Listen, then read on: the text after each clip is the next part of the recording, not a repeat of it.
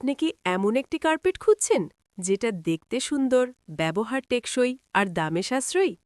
তাহলে এই কার্পেটটি আপনার জন্যই। আমাদের এই প্রিমিয়াম কার্পেট এখন পাওয়া যাচ্ছে লাল ও সবুজ এই দুটি আকর্ষণীয় রঙে, যা যে কোনো পরিবেশকে করে তোলে আরও সুন্দর ও পরিপাটি।